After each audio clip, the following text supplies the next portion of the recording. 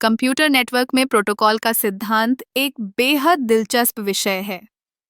जब हम नेटवर्किंग की बात करते हैं तो प्रोटोकॉल व नियम और मानक होते हैं जो कंप्यूटरों को आपस में संवाद करने में मदद करते हैं।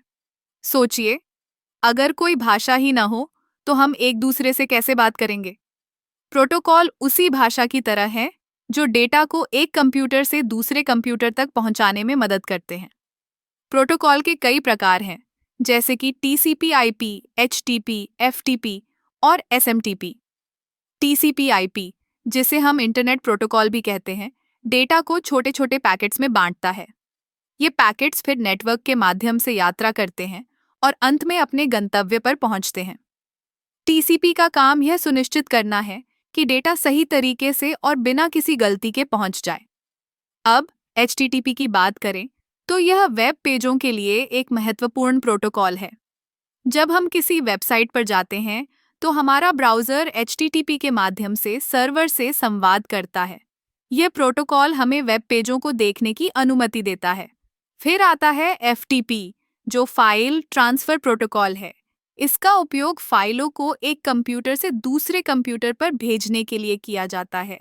मान लीजिए, आपको एक बड़ी फाइल अपने दोस्त को भेजनी है, तो FTP आपकी मदद करता है।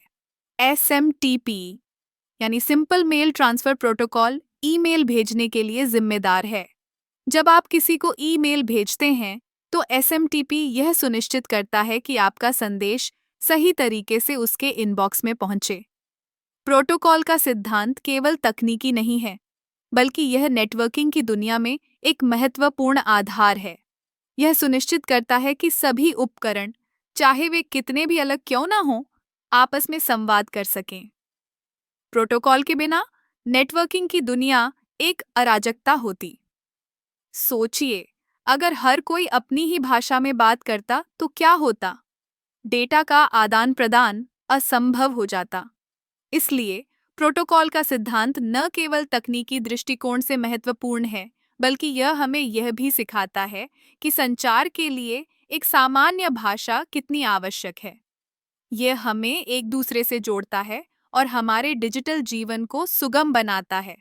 तो अगली बार जब आप इंटरनेट का उपयोग करें या किसी फाइल को ट्रांसफर करें, तो याद रखें कि प्रोटोकॉल आपके पीछे काम कर रहे हैं ताकि सब कुछ सुचारू रूप से चल सके।